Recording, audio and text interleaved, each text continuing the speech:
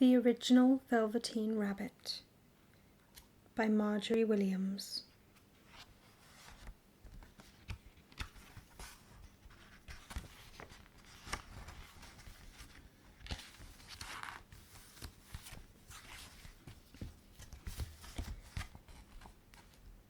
There was once a Velveteen Rabbit, and in the beginning he was really splendid.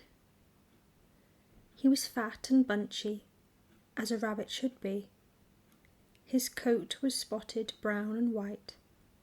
He had real thread whiskers, and his ears were lined with pink sateen. On Christmas morning, when he sat wedged in the top of the boy's stocking, with a sprig of holly between his paws, the effect was charming. There were other things in the stocking, nuts and oranges and a toy engine, and chocolate almonds and a clockwork mouse, but the rabbit was quite the best of all. For at least 2 hours the boy loved him, and then aunts and uncles came to dinner, and there was a great rustling of tissue paper and unwrapping of parcels, and in the excitement of looking at all the new presents, the Velveteen Rabbit was forgotten. For a long time he lived in the toy cupboard or on the nursery floor, and no one thought very much about him. He was naturally shy, and being only made of velveteen, some of the more expensive toys quite snubbed him. The mechanical toys were very superior. They looked down upon everyone else. They were full of modern ideas, and pretended they were real.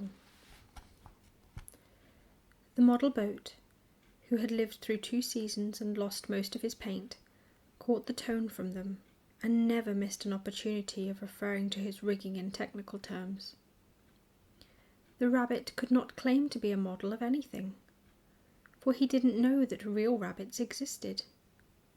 He thought they were all stuffed with sawdust like himself, and he understood that sawdust was quite out of date and should never be mentioned in modern circles. Even Timothy, the jointed wooden lion, who was made by the disabled soldiers and should have had broader views, put on airs and pretended he was connected with government. Between them all, the poor little rabbit was made to feel himself very insignificant and commonplace, and the only person who was kind to him at all was the Skin Horse. The Skin Horse had lived longer in the nursery than any of the others. He was so old that his brown coat was bald in patches and showed the seams underneath, and most of the hairs in his tail had been pulled out to string bead necklaces. He was wise, for he had seen a long succession of mechanical toys arrive to boast and swagger, and by break their mainsprings and pass away.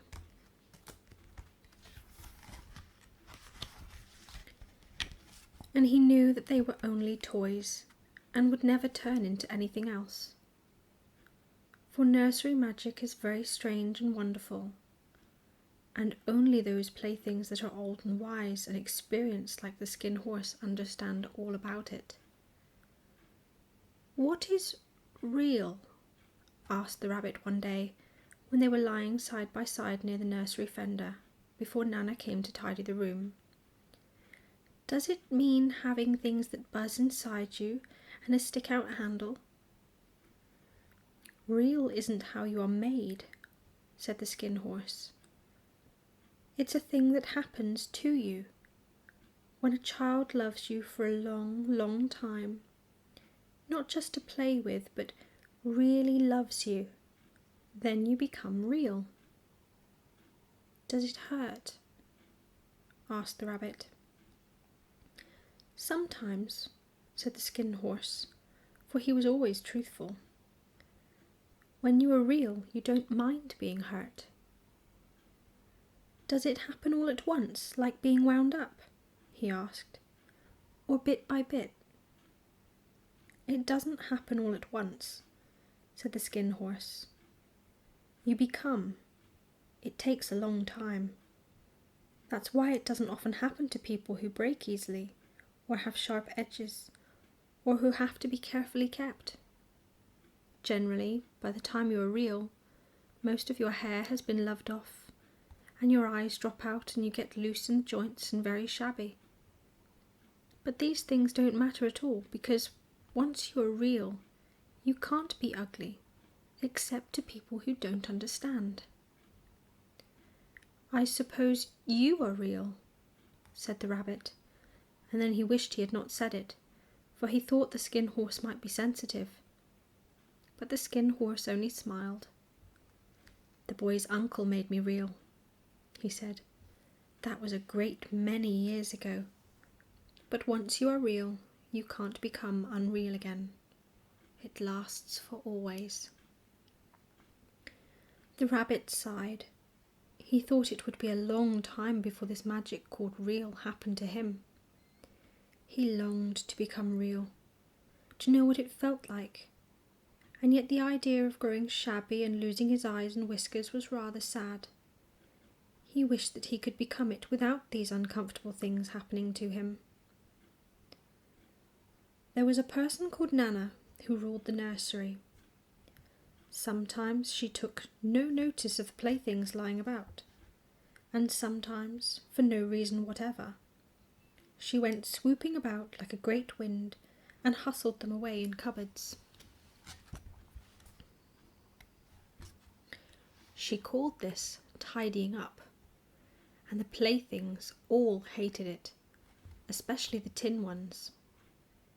The rabbit didn't mind it so much, for wherever he was thrown he came down soft. One evening, when the boy was going to bed, he couldn't find the china dog that always slept with him.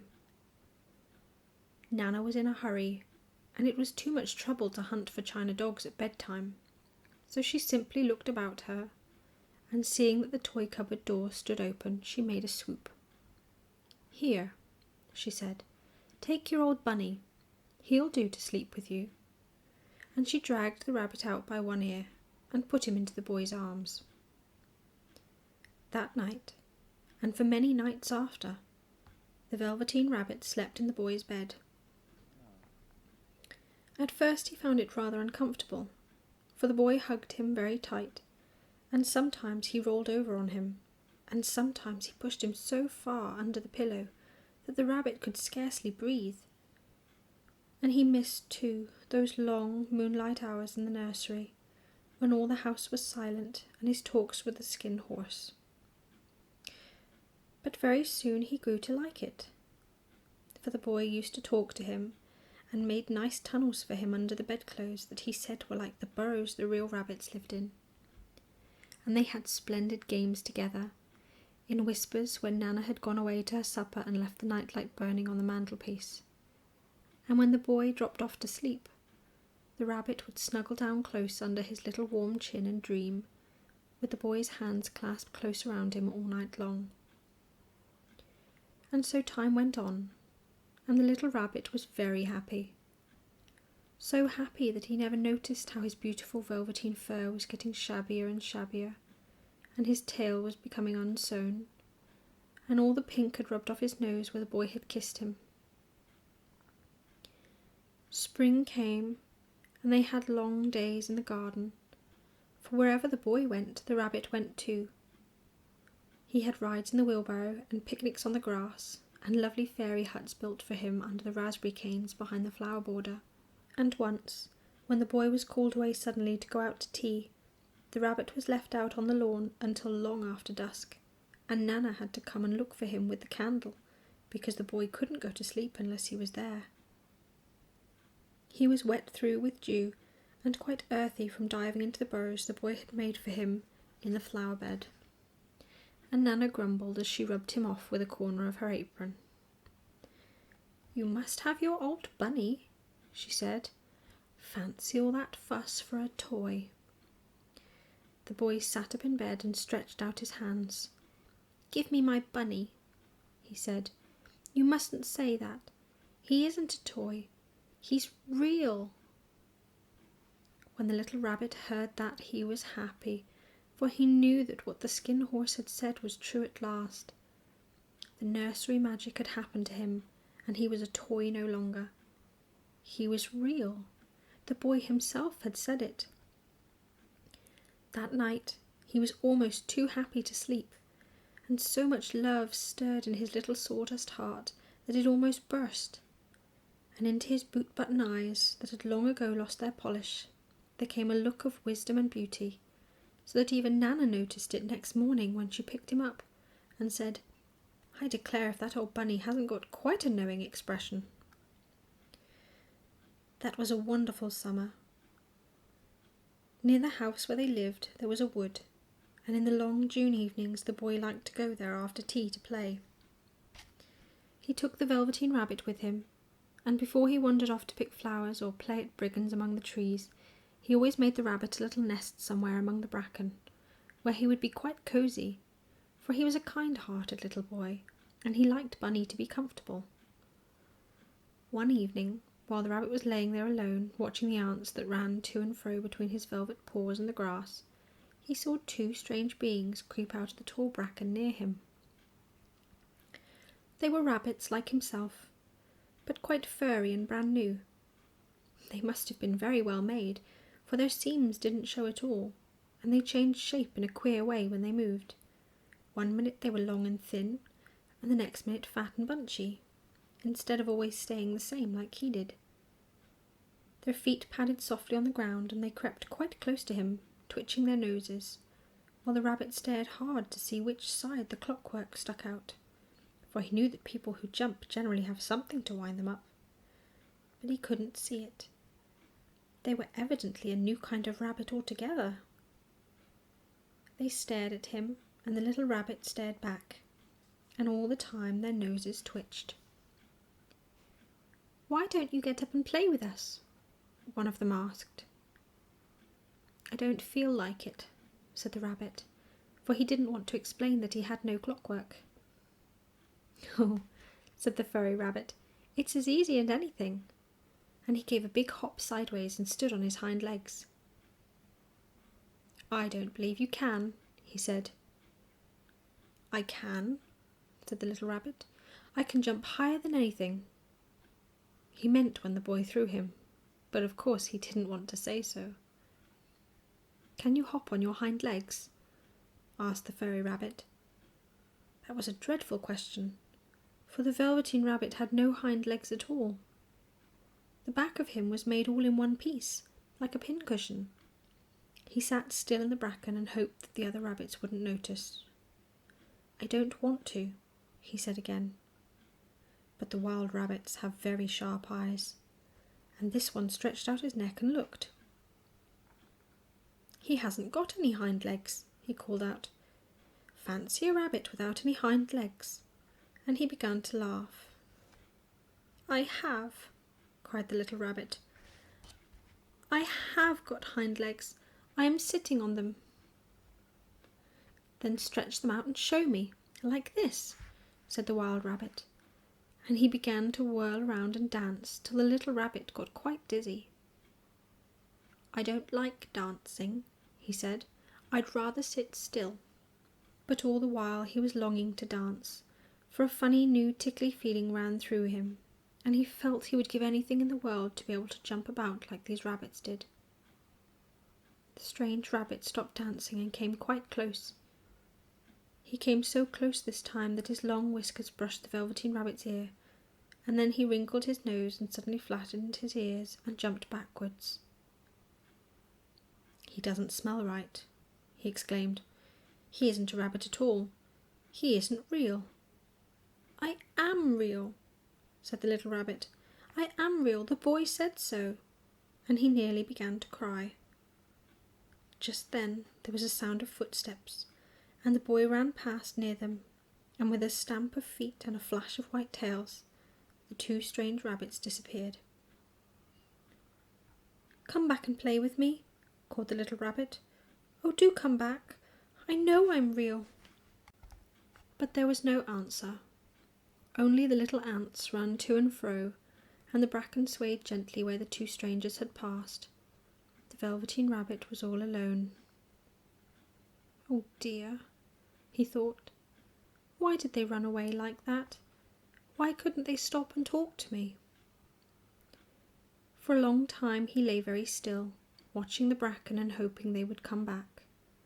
But they never returned, and presently the sun sank lower and lower, and the little white moths fluttered out, and the boy came and carried him home.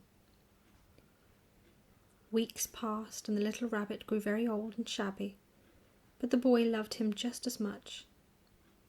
He loved him so hard that he loved all his whiskers off, and the pink lining to his ears turned grey, and his brown spots faded. He even began to lose his shape, and he scarcely looked like a rabbit any more, except to the boy. To him he was always beautiful, and that was all that the little rabbit cared about. He didn't mind how he looked to other people, because the nursery magic had made him real, and when you are real, shabbiness doesn't matter. And then one day, the boy was ill. His face grew flushed and he talked in his sleep, and his little body was so hot that it burned the rabbit when he held him close. Strange people came and went in the nursery, and a light burned all night, and through it all the little Velveteen rabbit lay there, hidden from sight under the bedclothes, and he never stirred, for he was afraid that if they found him, someone might take him away, and he knew that the boy needed him. It was a long, weary time, for the boy was too ill to play, and the little rabbit found it rather dull with nothing to do all day long. But he snuggled down patiently and looked forward to the time when the boy would be well again, and they would go out in the garden amongst the flowers and the butterflies and play splendid games in the raspberry thicket like they used to. All sorts of delightful things he planned, and while the boy lay half asleep, he crept up close to the pillow and whispered them in his ear. And presently the fever turned and the boy got better. He was able to sit up in bed and look at picture books, while the little rabbit cuddled close at his side. And one day they let him get up and dress. It was a bright sunny morning, and the window stood wide open. They had carried the boy out onto the balcony wrapped in a shawl, and the little rabbit lay tangled up among the bedclothes thinking. The boy was going to the seaside tomorrow. Everything was arranged, and now it only remained to carry out the doctor's orders. They talked about it all while the little rabbit lay under the bedclothes, with just his head peeping out, and listened. The room was to be disinfected, and all the books and toys that the boy had played with in the bed must be burnt. "Hurrah!" thought the little rabbit. "Tomorrow we shall go to the seaside," for the boy had often talked of the seaside, and he wanted very much to see the big waves coming in and the tiny crabs and the sand castles. Just then Nana caught sight of him. "How about his old bunny?" she asked. "That?" said the doctor. "Why, it's a mass of scarlet fever germs. Burn it at once." "What? Nonsense, get him a new one. He mustn't have that any more." And so the little rabbit was put into a sack with the old picture books and a lot of rubbish, and carried out to the end of the garden behind the fowl house. That was a fine place to make a bonfire, only the gardener was too busy just then to attend to it. He had the potatoes to dig and the green peas to gather, but the next morning he promised to come quite early and burn the whole lot. That night the boy slept in a different bedroom, and he had a new bunny to sleep with him. It was a splendid bunny, all white plush with real glass eyes, but the boy was too excited to care very much about it. For tomorrow he was going to the seaside, and that in itself was such a wonderful thing that he could think of nothing else. And while the boy was asleep dreaming of the seaside, the little rabbit lay among the old picture books in the corner behind the fowl house, and he felt very lonely. The sack had been left untied, and so by wriggling a bit he was able to get his head through the opening and look out. He was shivering a little, for he had always been used to sleeping in a proper bed, and by this time his coat had worn so thin and threadbare from hugging that it was no longer any protection to him. Near by he could see the thicket of raspberry canes, growing tall and close like a tropical jungle, in whose shadow he had played with the boy on bygone mornings. He thought of those long sunlit hours in the garden, how happy they were, and a great sadness came over him. He seemed to see them all pass before him, each more beautiful than the other. The fairy huts in the flower bed, the quiet evenings in the wood when he lay in the bracken and the little ants ran over his paws, the wonderful day when he first knew that he was real. He thought of the skin horse, so wise and gentle, and all that he had told him, of what use it was to be loved and lose one's beauty and become real if it all ended like this. And a tear, a real tear, trickled down his little shabby velvet nose and fell to the ground. And then a strange thing happened. For where the tear had fallen, a flower grew out of the ground, a mysterious flower, not at all like any that grew in the garden. It had slender green leaves the colour of emeralds, and in the centre of the leaves a blossom like a golden cup. It was so beautiful that the little rabbit forgot to cry, and just lay there watching it. And presently the blossom opened, and out of it there stepped a fairy. She was quite the loveliest fairy in the whole world. Her dress was of pearl and dewdrops, and there were flowers round her neck and in her hair, and her face was like the most perfect flower of all. And she came close to the little rabbit, and gathered him up in her arms and kissed him on his velveteen nose that was all damp from crying. "Little rabbit," she said, "don't you know who I am?" The rabbit looked up at her, and it seemed to him that he had seen her face before, but he couldn't think where. "I am the nursery magic fairy," she said. "I take care of all the playthings that the children have loved. When they are old and worn out and the children don't need them any more, then I come and I take them away with me and turn them into real." "Wasn't I real before?" asked the little rabbit.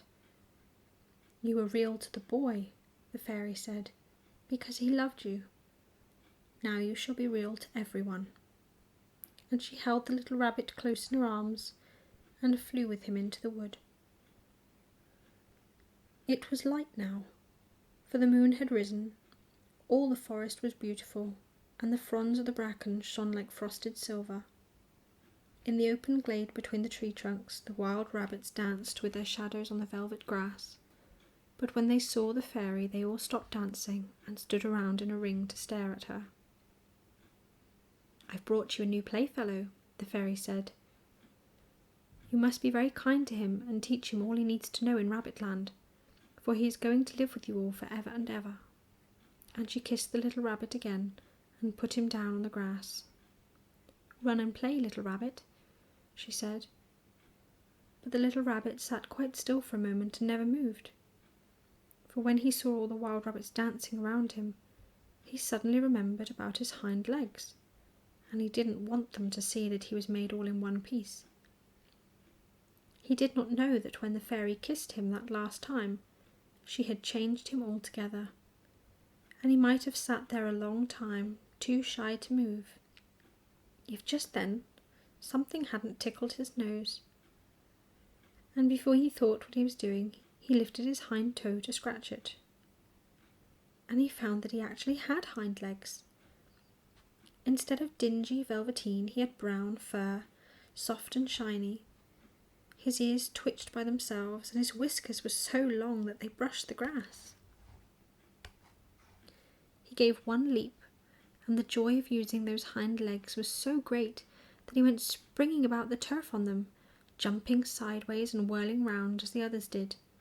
And he grew so excited that when at last he did stop to look for the fairy, she had gone. He was a real rabbit at last, at home with the other rabbits. Autumn passed and winter, and in the spring, when the days grew warm and sunny, the boy went out to play in the wood behind the house. And while he was playing, 2 rabbits crept out from the bracken and peeped at him. One of them was brown all over, but the other had strange markings under his fur, as though long ago he had been spotted, and the spots still showed through. And about his little soft nose and his round black eyes there was something familiar, so that the boy thought to himself, "Why, he looks just like my old bunny that was lost when I had scarlet fever." But he never knew that it really was his own bunny, come back to look at the child who had first helped him to be real.